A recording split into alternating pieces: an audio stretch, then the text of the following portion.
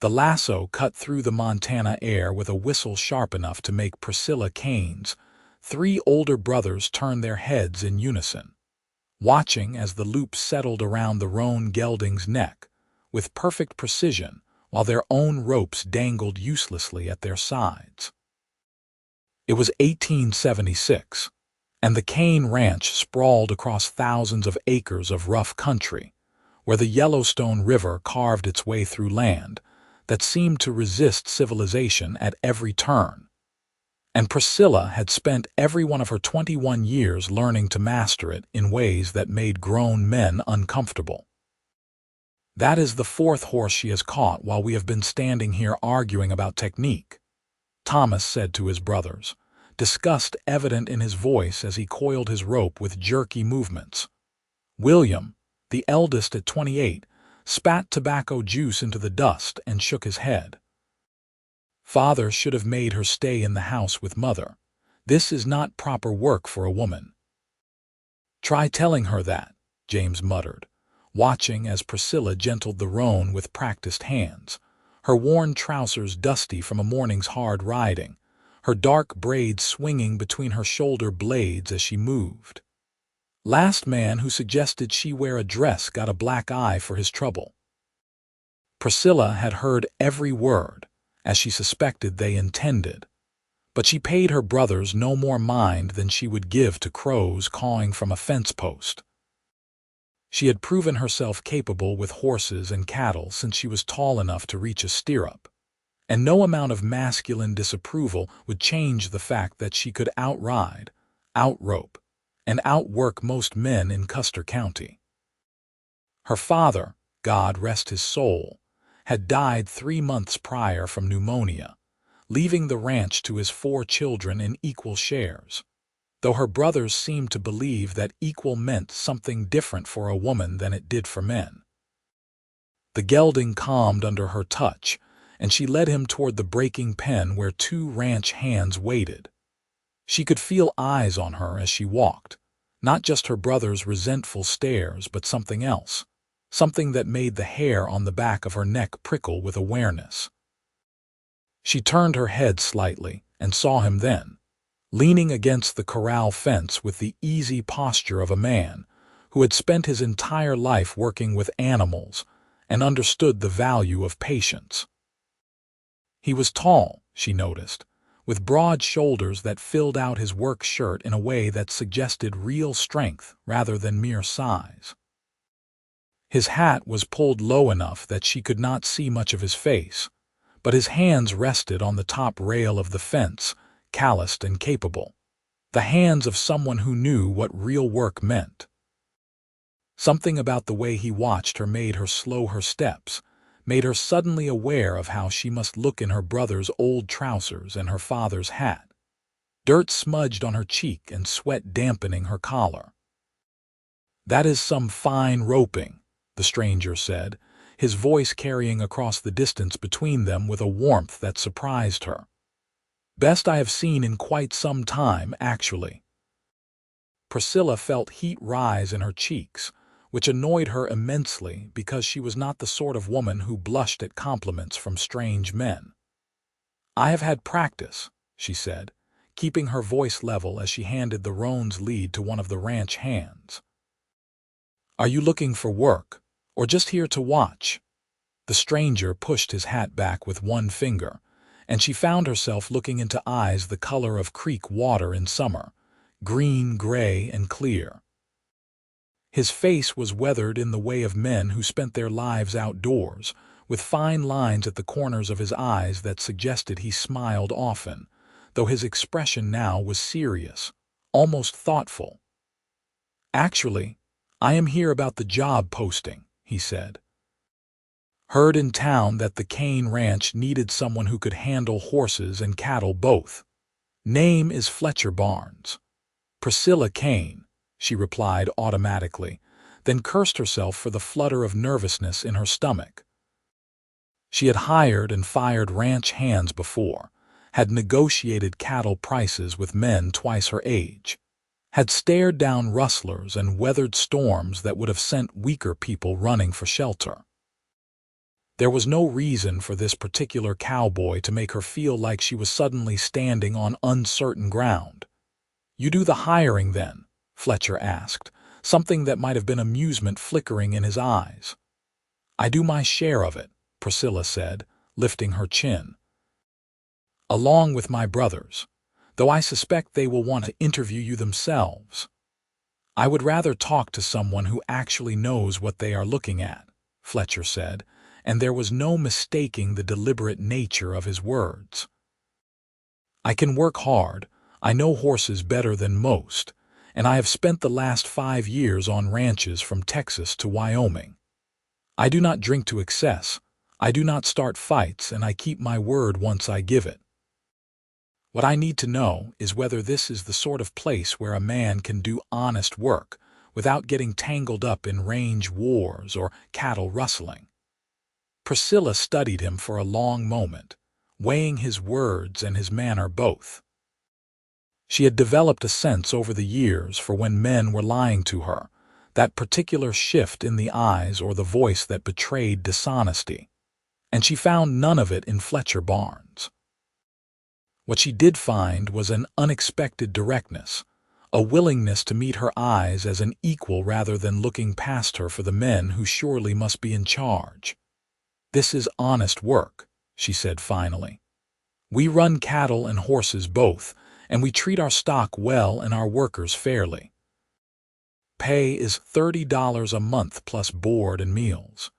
You would be expected to work from dawn until the work is finished, and right now we are behind on breaking horses for sale and need someone who can help with that specifically. If you think you can handle it, the job is yours." Fletcher's mouth curved into a smile that transformed his entire face, lighting it from within with a warmth that made Priscilla's breath catch in her throat. "I can handle it," he said. "When do I start?" "Right now would be good," Priscilla said, then turned to call to her brothers. "Thomas, William, James, come meet our new hand." The brothers approached with varying degrees of suspicion, Thomas and William both looking Fletcher over like he was a horse of questionable bloodlines, while James at least had the courtesy to nod in greeting. Priscilla made the introductions with professional efficiency, ignoring the way William's jaw tightened when she explained that she had already hired Fletcher. "We usually discuss these decisions together," William said, his tone suggesting that what he really meant was that he usually made these decisions and everyone else fell in line. "How do we know this man is trustworthy? How do you know any new hand is trustworthy until you see them work?" Priscilla countered. "Fletcher comes with experience and references if you want to ride into town and check with the telegraph office, but we need the help, and he is here now and willing to start immediately." Fletcher stood quiet during this exchange, his posture relaxed, but his eyes alert, and Priscilla had the sense that he was cataloging the family dynamics with the same careful attention he would give to a half-wild bronc. When William finally nodded grudgingly and turned away, Fletcher caught her eye and something passed between them, some wordless acknowledgement that they had both survived their first test. The rest of the day passed in a blur of work that tested Fletcher's claims thoroughly. Priscilla watched from the corner of her eye as he worked with the horses, noting the gentle firmness of his hands and the calm patience in his voice as he approached each animal. He had not lied about his experience. That much was clear in every movement, every decision. What surprised her more was the way he kept glancing toward her, not with the dismissive condescension she had grown accustomed to from ranch hands who thought women belonged indoors, but with something that looked almost like admiration. By the time the sun began its descent toward the Absaroka Mountains in the west, painting the sky in shades of gold and crimson, they had worked through half the horses that needed breaking, and Priscilla's shoulders ached with the good tiredness that came from productive labor. She found Fletcher by the water trough, washing dust from his face and neck, and she allowed herself a moment to appreciate the strong lines of his profile before clearing her throat. "You did good work today," she said, surprised at how much she meant it. "Better than I expected, honestly." Fletcher turned to face her, water droplets caught in his dark hair, and his smile was back, that warm, open expression that made her feel like the sun had not quite finished setting after all. "I could say the same about you," he said, "though I admit I was not surprised at all. Anyone who can rope like you did this morning has earned their skill through years of practice, and that kind of dedication shows in everything else they do." Priscilla felt that blush threatening again and covered it by bending to splash water on her own face. "My brothers would tell you I should be practicing embroidery instead of roping," she said, trying to keep her tone light. "That I am a disgrace to proper womanhood." "Your brothers are fools then," Fletcher said, and the bluntness of his words made her look up in surprise. He met her gaze steadily, no trace of flattery or calculation in his expression, just honest conviction. "Any man who cannot see the value in competence and skill just because it comes wrapped in a different package is not worth listening to. You are good at what you do, Priscilla Kane. Do not ever let anyone make you feel like that is something to be ashamed of." The words settled into her chest like warm stones, filling spaces she had not realized were cold and empty. She had spent so long fighting to be taken seriously, to prove that her gender did not diminish her abilities, that she had almost forgotten what it felt like to simply be accepted without argument or condition. Here was this stranger, this cowboy who had walked into her life mere hours ago, offering her the kind of validation she had been craving without even realizing it. "Thank you," she said quietly, and was mortified to hear her voice crack slightly on the words. "That means more than you might think." Fletcher nodded, seeming to understand the weight of what had passed between them. "My mother was like you," he said after a moment. "Raised me and my two sisters on her own after my father died when I was 8. She ran a small ranch in Texas, did everything herself because she could not afford to hire help. I watched her get dismissed and patronized, and told she was doing everything wrong by men who could not manage half of what she accomplished. So I learned early that strength and capability have nothing to do with whether you wear trousers or a dress." Priscilla felt something shift in her chest, some locked door opening to let in light. "Your mother sounds like a remarkable woman," she said. "She was," Fletcher agreed, and the past tense made Priscilla's heart ache in sympathy. "Died 4 years ago from a fever she ignored too long because she was too stubborn to stop working long enough to rest. But she taught me everything I know about ranching, and more importantly, she taught me to respect people for what they can do rather than what they look like doing it." They stood in comfortable silence for a moment, the evening settling around them with the distant lowing of cattle and the creak of windmill blades turning in the breeze. Priscilla felt the exhaustion of the day settling into her bones, but underneath it was something else, something that felt suspiciously like hope. "I should get to the house," she said finally. "My mother will have supper ready and she worries if I am late." "I will see you in the morning then," Fletcher said. "And Priscilla, do not change a thing. You are perfect exactly as you are." The words followed her all the way back to the house, echoing in her mind as she washed up and changed into the one decent dress she owned for supper. As she sat at the table with her mother and brothers, and listened to William complain about the new hand's presumption in taking orders from a woman. She barely tasted the venison stew or the cornbread, her thoughts circling back again and again to the way Fletcher had looked at her, like she was something worth seeing rather than something to be corrected. Her mother, Grace Kane, noticed her distraction and raised an eyebrow as she poured coffee after the meal.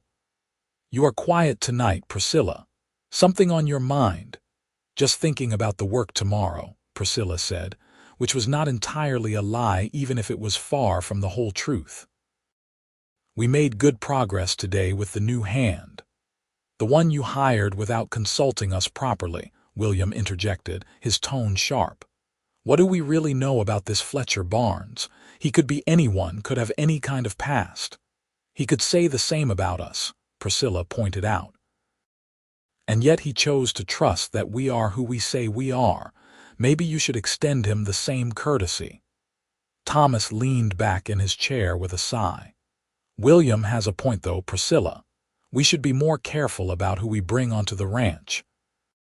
There are rustlers and drifters all through this country, and we cannot afford to be taken advantage of. I am not a fool, Priscilla said, fighting to keep her voice level. I know how to judge a man's character, and Fletcher Barnes is exactly what he claims to be.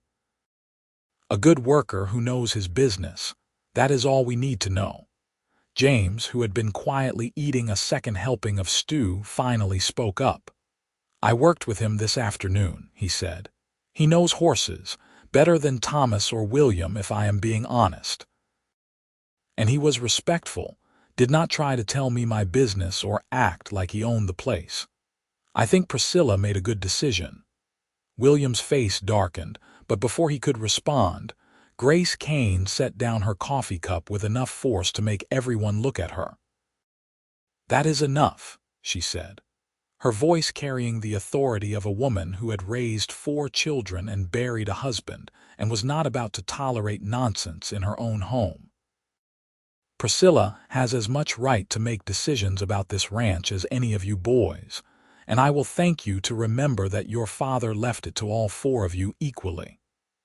If she says Fletcher Barnes is a good worker, then I trust her judgment. Now, if you are finished eating, there are evening chores to be done. The brothers dispersed with varying degrees of sullenness, and Priscilla helped her mother clear the table in grateful silence. When they were alone in the kitchen, Grace turned to her daughter with knowing eyes. This is not just about his work, is it? She asked gently. This Fletcher Barnes. Priscilla felt her cheeks heat. I do not know what you mean. Yes, you do, Grace said, but her tone was fond rather than accusatory. I saw that same look on my own face in the mirror when I met your father. Like the world had suddenly rearranged itself into a new and interesting pattern. It has only been 1 day, Priscilla protested weakly. I barely know him. Sometimes 1 day is enough to recognize something important, Grace said, reaching out to tuck a stray strand of hair behind Priscilla's ear with a tenderness that made her daughter's throat tighten. Your father and I knew within hours of meeting that we were meant for each other. It took us 6 months to court properly and another year to marry, but the knowing was there from the start. Just be careful, my dear. Make sure he sees you for who you are, not who he wants you to be. He told me not to change a thing, Priscilla said softly, the words spilling out before she could stop them. Said I was perfect exactly as I am. Grace smiled, her eyes bright with unshed tears. Then he already sees you more clearly than your brothers do, she said. That is a good start, I think. The next morning dawned clear and cold, frost glittering on the grass like scattered diamonds, and Priscilla was at the corrals before sunrise, her breath misting in the air as she worked through her morning routine of checking stock and distributing feed. She told herself she was not watching for Fletcher, that she was simply being thorough in her work. But when he appeared from the bunkhouse with his hat pulled low against the chill, and his long stride eating up the distance between them, her heart did a foolish little skip that made a liar of all her denials. Morning, he said, his voice still rough with sleep. What needs doing first? They fell into an easy rhythm over the following days, working side by side in a partnership that felt both natural and charged with possibility. Fletcher proved himself invaluable with the horses, but he also showed a willingness to tackle any task that needed doing. From mending fence to mucking stalls to helping Priscilla's mother in the vegetable garden when a late frost threatened to kill the seedlings. He fit into the life of the ranch like he had always been there, and yet his presence changed everything, made the familiar feel fresh and full of potential. Priscilla found herself looking for excuses to work near him, to hear his voice and see his smile, and she was mortified by her own transparency, even as she could not seem to stop herself. Fletcher, for his part, seemed equally drawn to her, finding reasons to ask her opinion or assistance even when she suspected he could have managed perfectly well on his own. They talked while they worked, sharing stories about their pasts and their hopes for the future, and Priscilla learned that Fletcher dreamed of having his own ranch someday, a place where he could breed and train horses with the same care and attention his mother had taught him. "Montana seems like good country for that," Priscilla said one afternoon as they repaired a section of fence that had been damaged in a windstorm. "Plenty of open range, good grass, clean water." "It does seem like good country," Fletcher agreed, setting a new post with practiced efficiency. "Though I imagine it gets pretty lonely out here in winter when the snow comes in deep."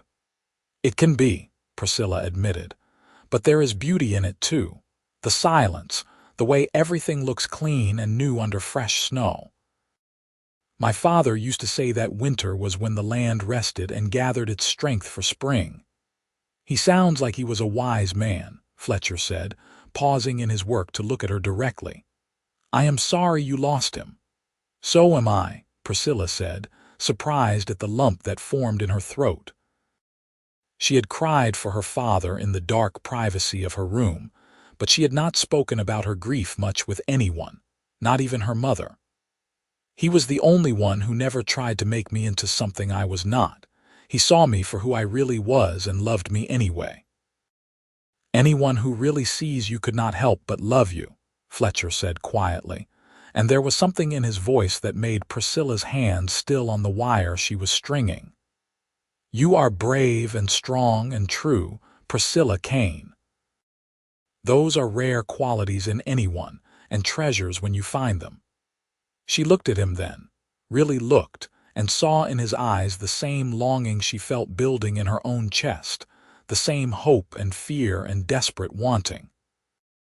The fence post stood between them like a barrier, and yet the distance felt like nothing at all, like she could reach across it and touch something fundamental, something that would change everything. "Fletcher," she started, then stopped, not knowing what words could possibly capture what she was feeling. He saved her by stepping around the post, by closing the distance between them with slow, deliberate steps that gave her every chance to move away if she wanted to. She did not want to.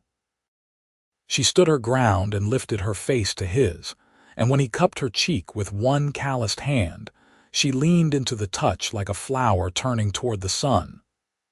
"I know it has only been 2 weeks," he said, his thumb brushing across her cheekbone with devastating gentleness. "I know I should wait, should court you properly, should ask your brother's permission.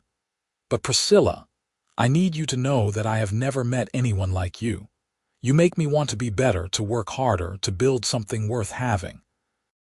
And if you feel even a fraction of what I feel when I look at you, then I need to know. Because I do not want to spend another day pretending this is just about work." Priscilla felt tears prick at her eyes, but they were good tears, tears of relief and joy and something that felt dangerously close to love. "I feel it," she whispered. "I have felt it since the first day, and it scares me to death because I have never felt anything like it before. But I do not want to pretend either, Fletcher. I do not want to hide what this is." He smiled then, that beautiful open smile that transformed his entire face.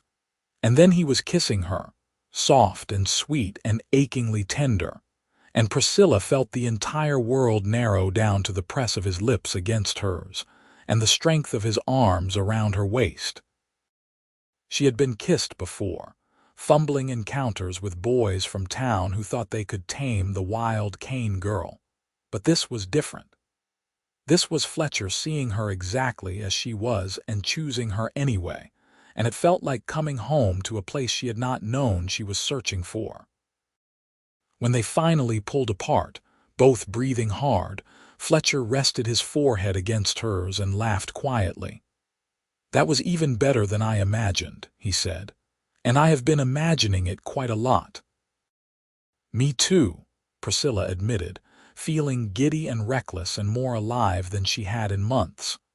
"Though we are going to have to face my brothers eventually, and they are not going to be happy about this." "Let me worry about your brothers," Fletcher said. "I am not afraid of them, and I am not going to hide how I feel about you just to make them comfortable. You deserve to be courted properly, openly, by someone who is proud to be seen with you." As it turned out, her brothers noticed the change before Priscilla and Fletcher had to say anything.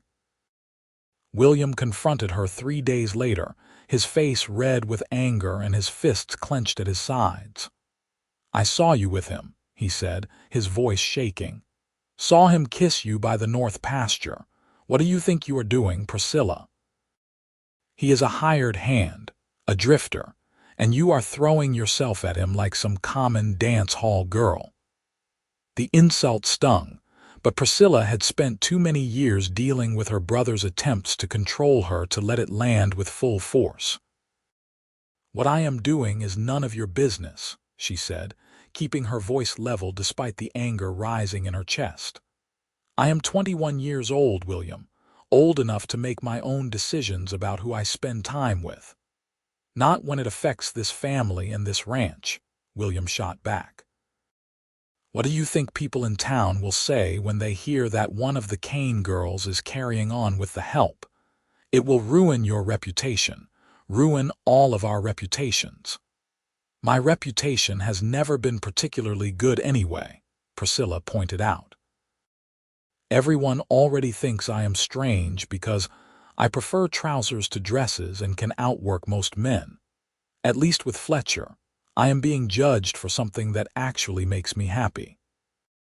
Thomas and James had appeared during the argument, drawn by the raised voices, and now Thomas stepped forward with his hands raised in a placating gesture. "Let us all calm down," he said. "Priscilla, we are just concerned about you. We do not know anything about this man's background, his family, his intentions. What if he is only interested in you because he thinks he can get a share of the ranch through marriage?" The accusation hung in the air between them, and Priscilla felt something inside her turn cold and hard. "Is that really what you think of me?" she asked quietly. "That I am so desperate for affection that I would fall for the first man who showed me attention?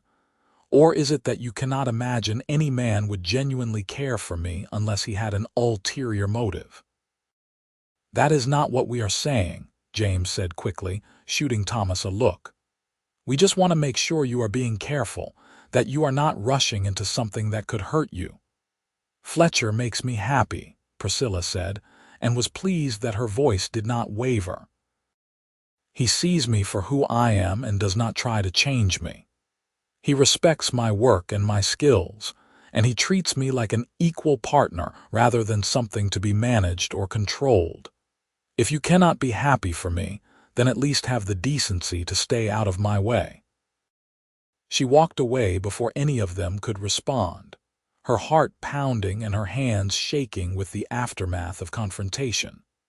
She found Fletcher in the breaking pen, working with a young mare who showed promise but needed patience, and the sight of him calmed something in her chest. He looked up as she approached, and his expression shifted immediately to concern. "What happened?" he asked, crossing to the fence to meet her. "My brothers know," Priscilla said. "William saw us. They are not happy about it." Fletcher's jaw tightened, but he nodded slowly. "I expected as much," he said. "Do you want me to talk to them, make my intentions clear?" "I think that might make things worse right now," Priscilla admitted. "They need time to get used to the idea, and honestly, Fletcher, I need to know what your intentions are." Not because I doubt you, but because if we are going to fight my family on this, I need to know it is worth fighting for." Fletcher was quiet for a long moment, his eyes searching her face. Then he reached through the fence rails and took her hand in his grip warm and steady and sure. "My intentions are to court you properly," he said. "To earn your trust and your affection, and if you will have me, your hand in marriage eventually. I want to build a life with you, Priscilla. A partnership like my parents had, based on respect and shared work and genuine love. I know I do not have much to offer right now beyond my labor and my word, but I swear to you that I will work every day to be worthy of you." Priscilla felt tears spill down her cheeks, but she was smiling through them, her heart so full she thought it might burst. "You are already worthy," she said. "And yes, Fletcher Barnes, yes to all of it. Yes to courting and partnership and whatever future we can build together." He squeezed her hand, his own eyes suspiciously bright, and they stood like that for a long time, connected across the fence rails, making promises with their eyes that words could not quite capture. The following weeks were not easy. William refused to speak to Priscilla directly, and made a point of assigning Fletcher the worst jobs on the ranch, from cleaning out the chicken coop to repairing the roof of the old hay barn in the blazing summer heat. Fletcher took it all without complaint, working with the same steady competence he brought to everything. And Priscilla loved him more for his patience, even as she wanted to throttle her eldest brother for his stubborn pride. Thomas and James were more civil, though they kept a wary distance, clearly waiting to see if Fletcher would prove himself or disappoint.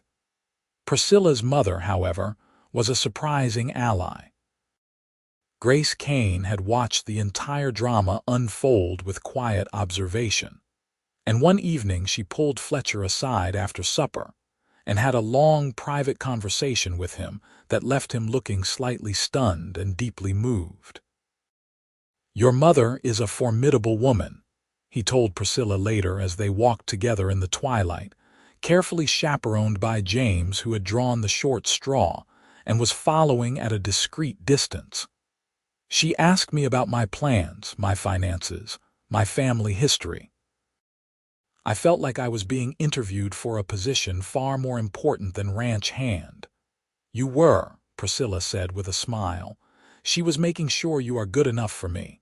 "And am I?" Fletcher asked, genuine uncertainty in his voice. "Good enough for you?"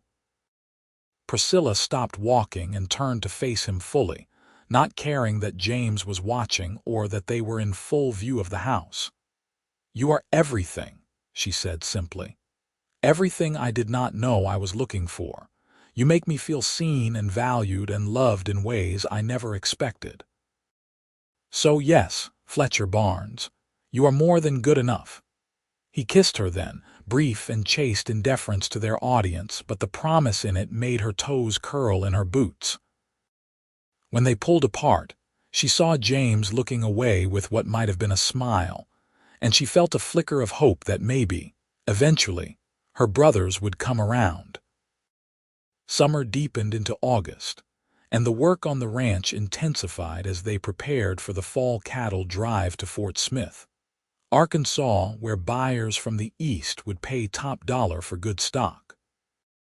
Priscilla had made the drive twice before, and she insisted on going again despite William's protests that it was too dangerous for a woman. "I have more experience with the herd than you do," she pointed out during the family meeting to plan the drive. "And I am a better rider than Thomas. You need me on this drive whether you want to admit it or not." "What about Fletcher?" James asked. "We could use an extra hand if we are taking 300 head. "Fletcher comes," Priscilla said firmly. "He has proven himself 10 times over, and you all know it." William opened his mouth to argue, but Grace Kane cut him off with a sharp look. "Priscilla and Fletcher both go," she said. "And the rest of you will treat them with the respect they deserve, or you will answer to me when you get back. Am I clear?" Even William knew better than to argue with their mother when she used that tone, so he nodded grudgingly, and the matter was settled. 2 weeks later, they set out with 300 cattle and 5 horses, heading southeast toward Arkansas with summer storms threatening in the distance and hope riding alongside doubt in Priscilla's heart. The drive was brutal work, long days in the saddle pushing cattle across rivers and through rough country, sleeping on hard ground and eating meals cooked over open fires. But there was freedom in it too, a sense of purpose and accomplishment that Priscilla had always loved about the trail. And having Fletcher beside her made it better, made even the hardest moments bearable because she could look over and see him there, solid and capable and utterly devoted. They were 5 days out when the storm hit, a monster that rolled in from the west with lightning that turned the sky white and thunder that spooked the cattle into a stampede. Priscilla was in the saddle instantly, racing alongside the panicked herd with Fletcher on her right and James on her left, all of them working to turn the leaders and calm the mass of terrified animals before someone got killed. A steer broke from the herd, wild-eyed and dangerous, heading straight for where Thomas was trying to control his rearing horse. Priscilla saw it happening as if in slow motion, saw her brother lose his seat and fall, saw the steer bearing down on him with its head lowered and death in its eyes. She did not think, just acted, spurring her horse forward and swinging her rope in a perfect arc that settled around the steer's horns and jerked it sideways. The impact nearly unseated her, but she held on, bracing against the saddle horn while her horse dug in and held the line. Fletcher was there in seconds, adding his rope to hers, and together they wrestled the steer to a stop while James helped Thomas to his feet. The stampede calmed as quickly as it had started, the cattle milling in confusion as the storm moved past and left them standing in mud and scattered debris. "You saved my life," Thomas said to Priscilla, his voice shaking as he approached where she sat still mounted, her arms trembling from the strain of holding the steer. "That animal would have gored me if you had not roped it." "You would have done the same for me," Priscilla said, though she was not entirely sure that was true. "I would like to think so," Thomas said quietly, "but I am not sure I would have had the skill to make that throw. That was incredible roping, Priscilla. I am sorry I ever suggested you did not belong on this drive." It was the closest thing to an apology she had ever gotten from any of her brothers, and Priscilla felt something tight in her chest loosen slightly. "We are family," she said. "We look out for each other. That is what matters." That night, as they camped under clearing skies with the cattle settled and exhaustion dragging at everyone's bones, Fletcher found Priscilla sitting away from the fire, looking up at the stars. He settled beside her without speaking, just his presence a comfort, and after a while she leaned her head on his shoulder. "I was terrified today," she admitted quietly. "When I saw that steer heading for Thomas, I thought I was going to watch my brother die." "You were magnificent," Fletcher said, wrapping his arm around her shoulders. "The way you moved, the precision of that throw, I have never seen anything like it." "My father taught me," Priscilla said. "He used to say that the difference between a good roper and a great one was the willingness to act when it mattered most. I never really understood what he meant until today." "He would be proud of you," Fletcher said, "just like I am proud of you every single day." She turned to look at him, this man who had walked into her life 3 months ago and changed everything, and she knew with absolute certainty that she wanted to spend the rest of her days beside him. "I love you," she said, the words simple and true. "I have never said that to anyone before, but I love you, Fletcher Barnes." His smile was brilliant even in the darkness, and when he kissed her, it tasted like joy and promise and coming home. "I love you too," he whispered against her lips. "I have loved you since the first day I saw you rope that gelding. You are everything I ever wanted and things I did not even know to dream about." They arrived in Fort Smith, Arkansas 3 weeks later, dusty and exhausted but with all 300 cattle accounted for and in good condition. The sale went better than expected, with buyers impressed by the quality of the stock and willing to pay premium prices. William handled the negotiations, but even he had to admit that the success of the drive was due in large part to Priscilla's skill and Fletcher's hard work. The night before they were set to head back north, the family gathered in a hotel restaurant for a celebratory meal, and William stood with his whiskey glass raised and cleared his throat awkwardly. "I want to make a toast," he said, his face slightly flushed. "To family, and to the most successful drive we have had in years. And I want to apologize to Priscilla and to Fletcher. I was wrong to doubt either of you, wrong to let my pride and my prejudices get in the way of seeing what was right in front of me.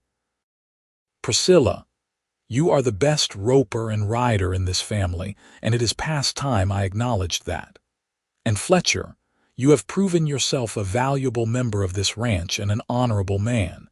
If you want my blessing to court my sister properly, you have it." Priscilla felt tears prick at her eyes, and she reached under the table to squeeze Fletcher's hand. He squeezed back, his own expression slightly stunned, and when he stood to shake William's hand, she saw the glimmer of respect passing between them. "Thank you," Fletcher said simply. "That means a great deal to me, to both of us." Thomas and James added their own congratulations, and Grace Kane smiled into her tea with the satisfaction of a woman who had known all along how things would turn out. The meal stretched late into the evening, filled with stories and laughter, and a sense of healing that Priscilla had not dared to hope for. Later, when Fletcher walked her back to the room she was sharing with her mother, he stopped outside the door and took both her hands in his. "I know this is not the most romantic setting," he said, "and I do not have a ring yet because I have been saving every penny for the ranch I want to buy. But Priscilla Kane, would you do me the honor of becoming my wife? I promise to love you and respect you and partner with you in all things for the rest of our lives." Priscilla laughed through her tears, pulling him close and kissing him with all the love and joy and certainty in her heart. "Yes," she said, 1,000 times yes. I do not need a ring or a romantic setting. I just need you, exactly as you are." They were married 2 months later in a simple ceremony at the ranch, with the whole community of Custer County turning out to witness the union. Priscilla wore trousers under her wedding dress, because she refused to be anyone other than who she was even on her wedding day, and Fletcher's eyes shone with love and pride when he saw her walking toward him on her mother's arm. The years that followed were not without their challenges. They worked hard to save money, and Fletcher continued as a hand on the Kane ranch while learning everything he could about breeding and training horses. Priscilla's brothers, true to their word, treated Fletcher as an equal partner, and slowly the ranch prospered under their combined efforts. When Priscilla discovered she was expecting their first child, Fletcher's joy was matched only by his terror. "What if I am not a good father?" he worried, pacing their small cabin while she watched with amusement. "What if I do not know how to raise a child properly?" "You will be a wonderful father," Priscilla assured him. "You are patient and kind and loving. Those are the things that matter most." Their son was born in the spring of 1879, a healthy boy with his father's green eyes and his mother's stubborn determination.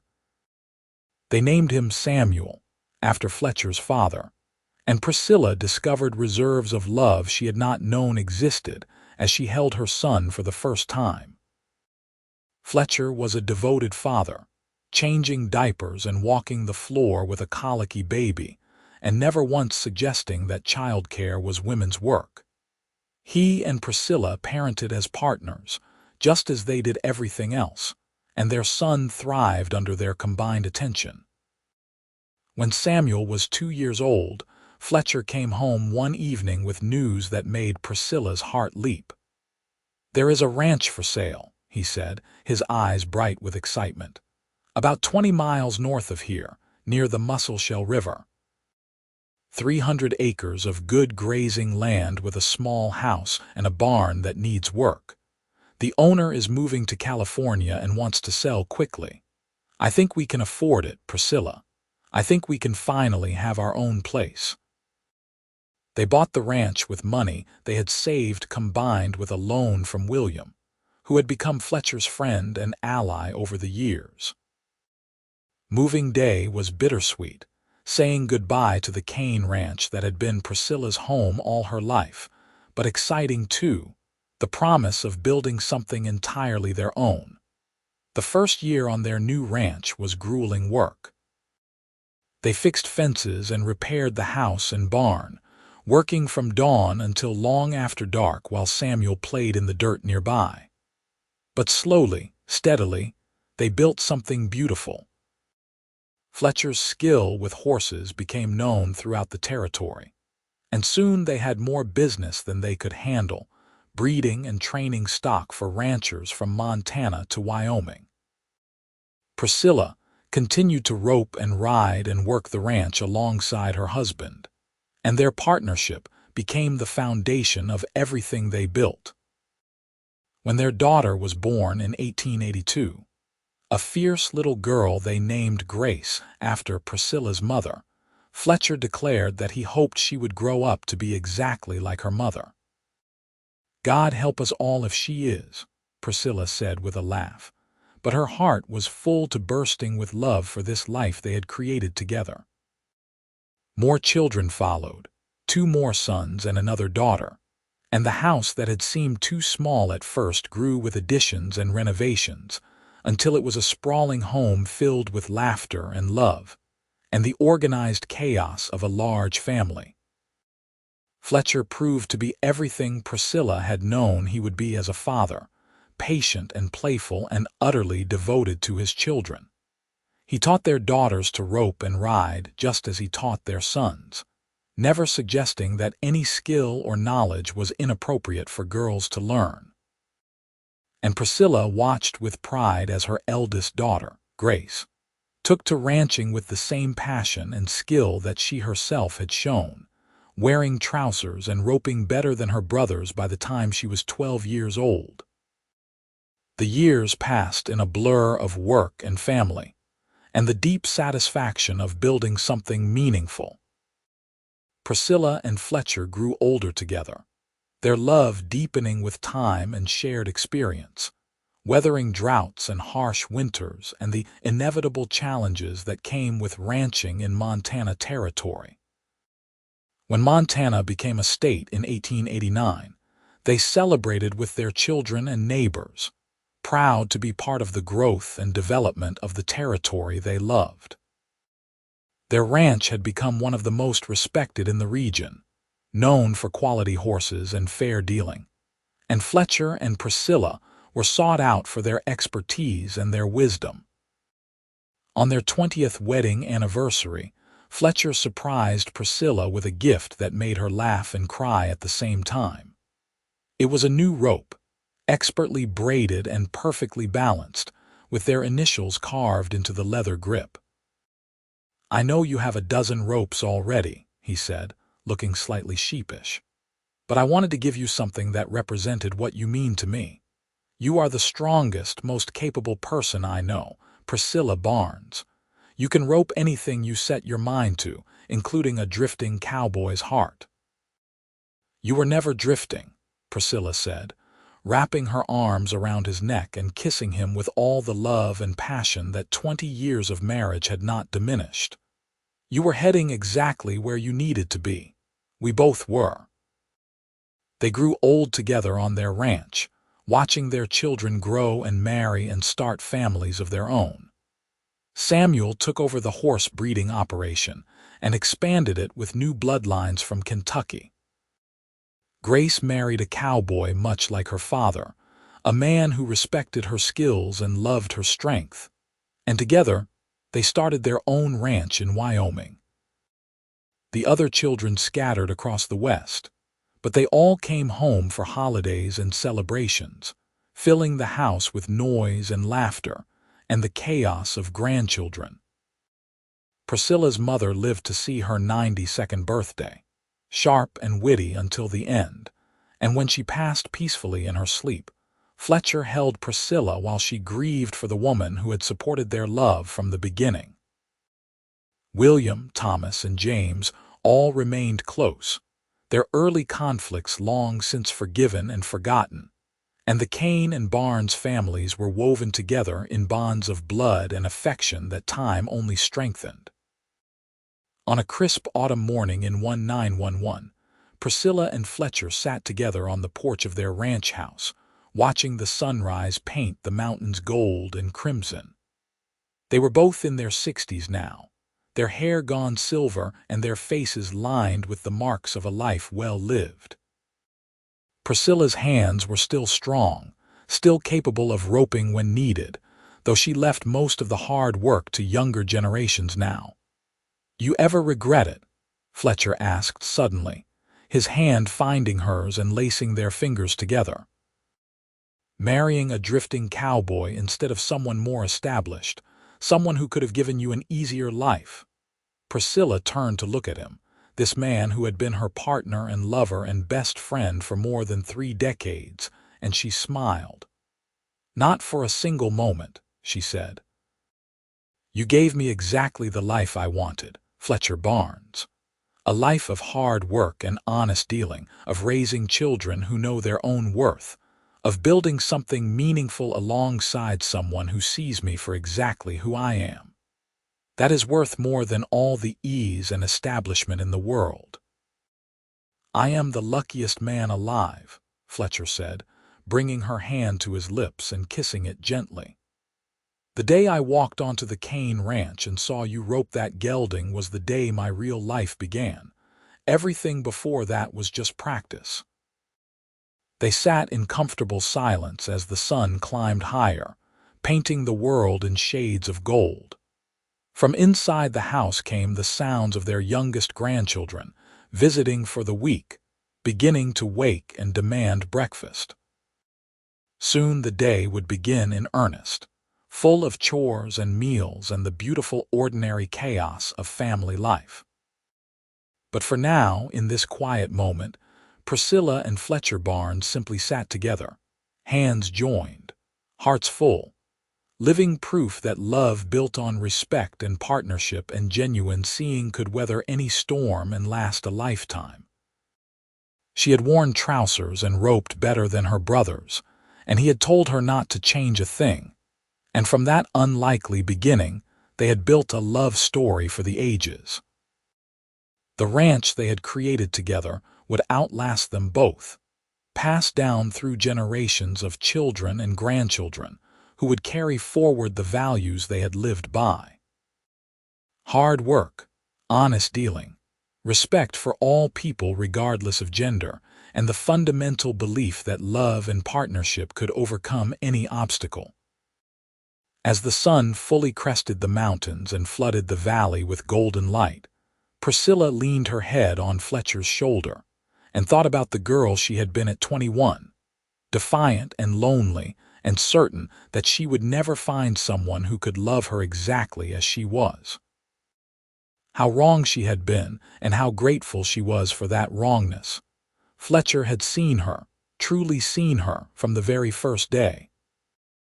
He had recognized her strength as beauty rather than something to be corrected, had valued her skills rather than being threatened by them, and had offered her partnership rather than domination. And she had given him the same in return, building together a life that was richer and fuller than either could have created alone. Their story would be told for generations in the Barnes family. The tale of how a cowboy and a woman who wore trousers and roped better than her brothers had found each other in the wild Montana territory and built something beautiful. It was a story of love and respect, of seeing and being seen, of two people who refused to be anything other than who they truly were, and found in each other the perfect complement. And as Priscilla sat with her husband on that autumn morning, surrounded by the evidence of a life well lived and deeply loved, she knew that she had been blessed beyond measure. The Wild West had been hard country, unforgiving and often cruel, but it had also been a place where people could write their own stories, could defy expectations and build new kinds of families and partnerships.